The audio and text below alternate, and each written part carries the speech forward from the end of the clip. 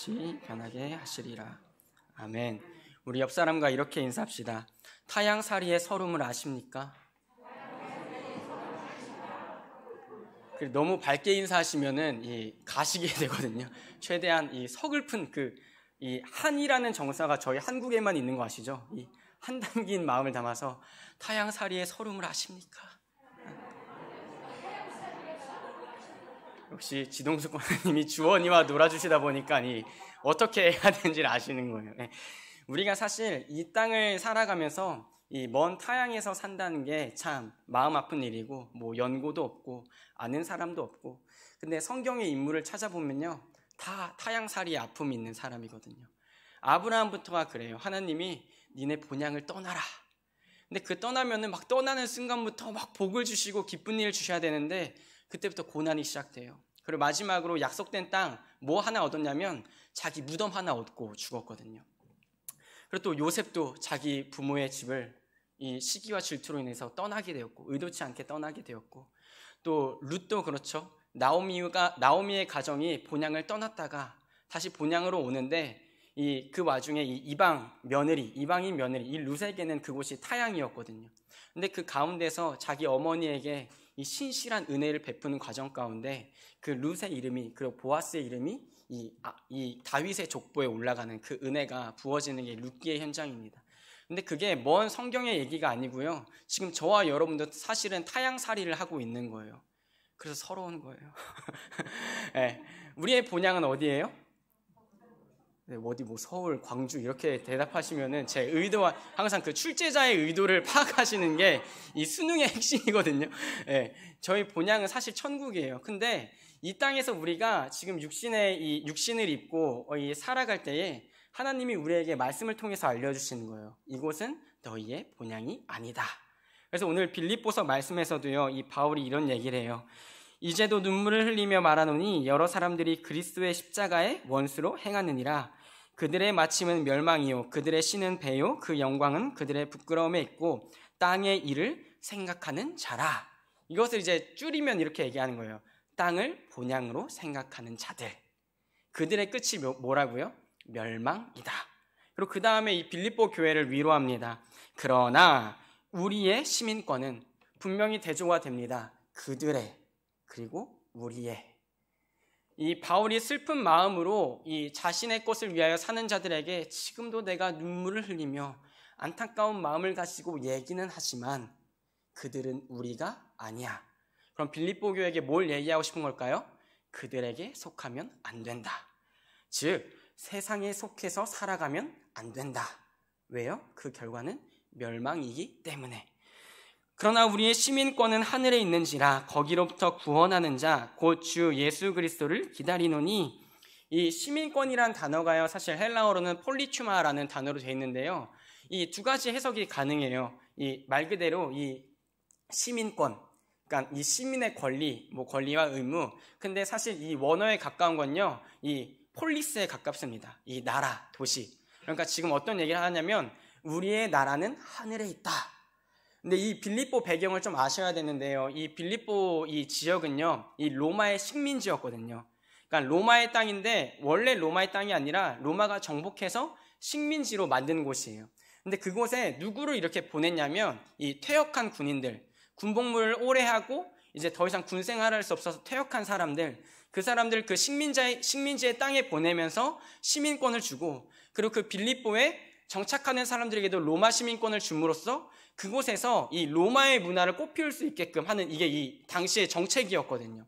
근데 이 시민권이요, 이 저번에 한번 설교할 때 제가 정의를 했던 것 같은데, 이 당시의 시민권은 딱 한 가지로 얘기할 수 있어요. 사람답게 살 수 있는 권리. 그러니까 재판도 받을 수 있고, 자신의 돈도 재산을 모을 수 있고, 합법적으로 모을 수 있고, 막 나라에서 노예도 주고. 그러니까 기본적인 사람들보다 더 높은 지위와 특권을 누릴 수 있는 게 바로 로마 시민권이었다는 거예요. 근데 그것을 보면서 바울이 의도적으로 이 시민권, 폴리투마, 이 국가라는 단어를 쓰는 거예요. 어떤 의미냐면 지금 빌립보 교회에게 이렇게 얘기하고 있는 거예요. 야, 너희 교회는 하나님 나라의 식민지야. 이게 식민지라는 단어가 사실 어감이 좋진 않잖아요. 그러니까 어감이 좋진 않지만 분명하게 비교해서 얘기하는 거예요. 빌립보라는 땅이 로마의 식민지고 로마의 특권이 부어지는 것처럼 그 빌립보에 있는 박해받고 연약한 빌립보 교회, 너네 움츠러들 필요 없어. 너희는 위대하신 하나님 나라의 식민지, 그 땅이야. 이 안 좋은 의미로 식민지가 아니고요, 너희한테 그만한 권리가 지금 주어졌다는 걸 얘기하고 싶은 거예요. 빌립보에 사는 사람들에게 로마 시민권을, 이 특권을 준 것처럼 지금 하나님 나라가 박해받고 연약한, 흔들리고 있는 빌립보 교회에게, 야, 너희는 하나님의 특권을 받는 이 땅의 하나님 나라야, 그것을 얘기하고 싶었다는 거예요. 그러면서 거기로부터 구원하는 자 곧 주 예수 그리스도를 기다리노니, 그리스도인들의 특권이 무엇이냐?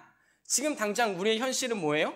타향살이의 서름으로 박해를 받고 고난을 받고 어떻게든 우리의 뿌리를 흔들려 하는 이 외부 세력들이 우리를 건드리고 있어요.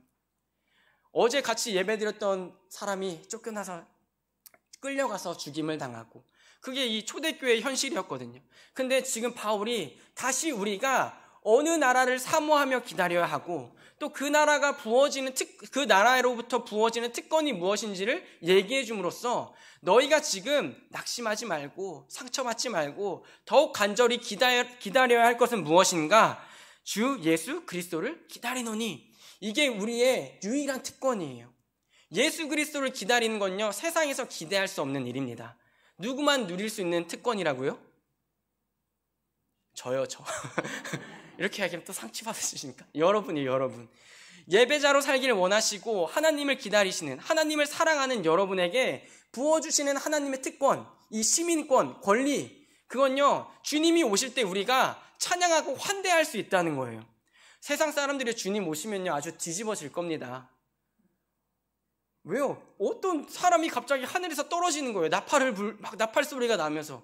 근데 나팔 소리가 나면서 하늘에서 누군가 인자 같은 모습이 올 때 우리는 어떤 반응을 할 수 있어요? 야, 끝났다, 끝났어. 죄송합니다.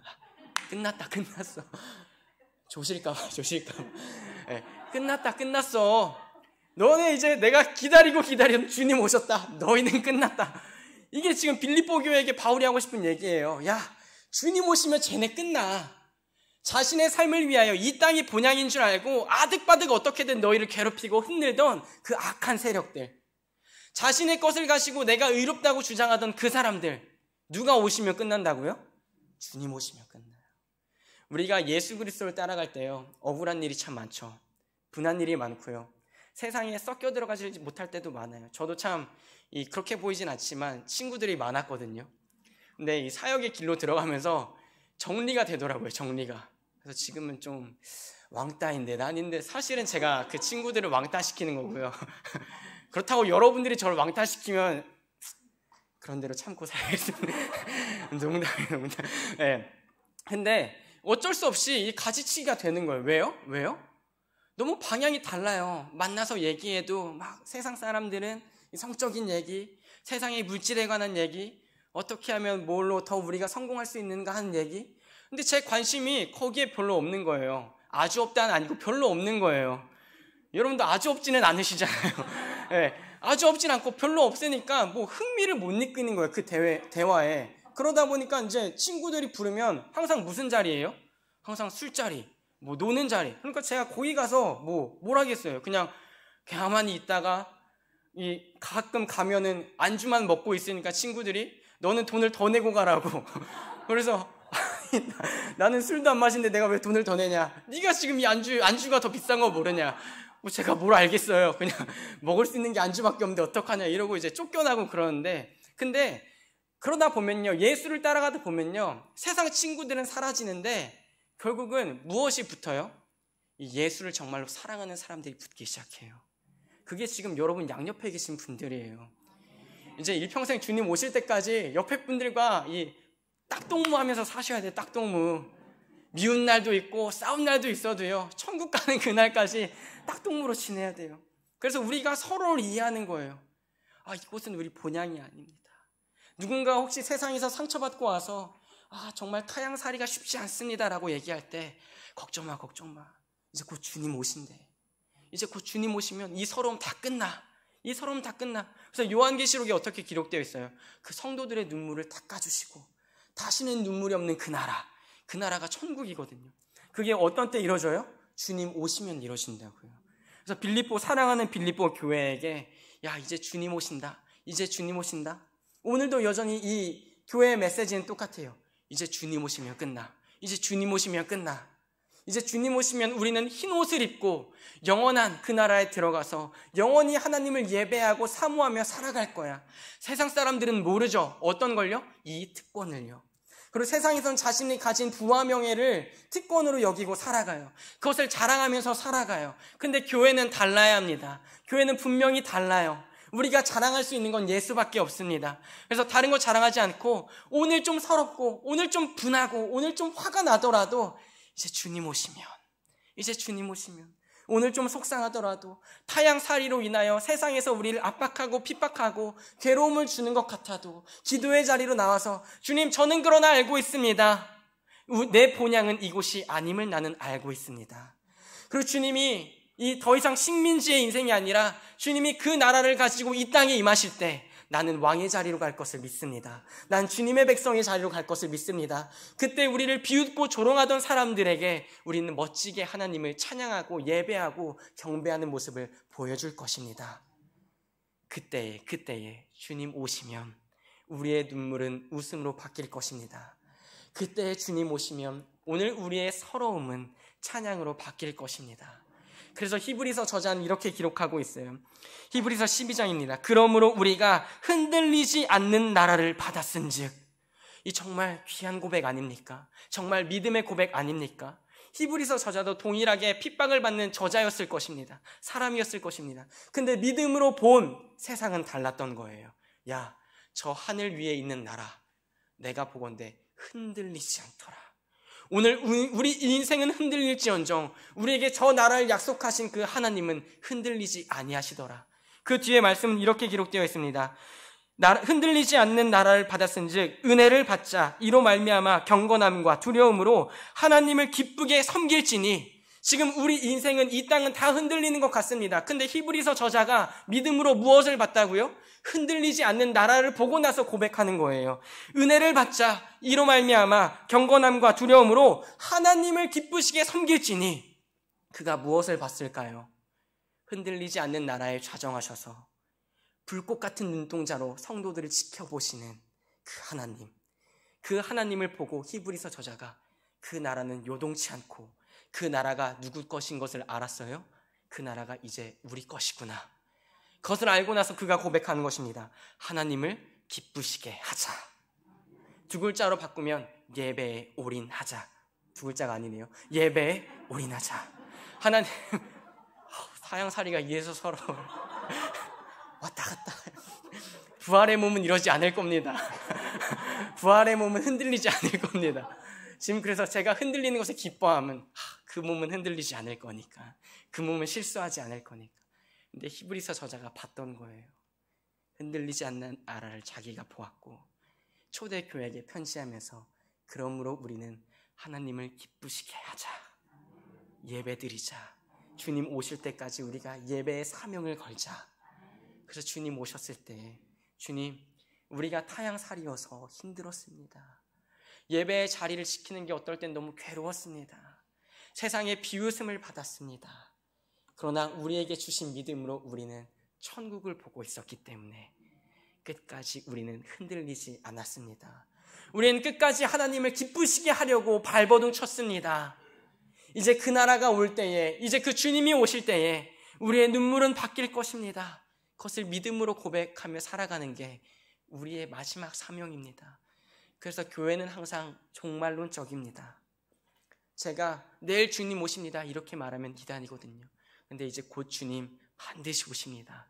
정말 오십니다. 언제 오실지는 아버지만 아십니다. 그러나 반드시 오는 것은 하나님이 교회에게 약속하신 사명입니다. 창세기 전부터 하나님이 약속대로 성취하신 것을 우리에게 보여주고 계십니다. 그럼 무엇도 성취할 것을 우리가 믿음으로 나아가야 합니까? 주님 오실 것도 성취하시겠구나. 그것을 우리가 믿으며 나아가는 것입니다. 말씀을 마무리하려고 합니다. 바울의 고백이 정말로 귀합니다.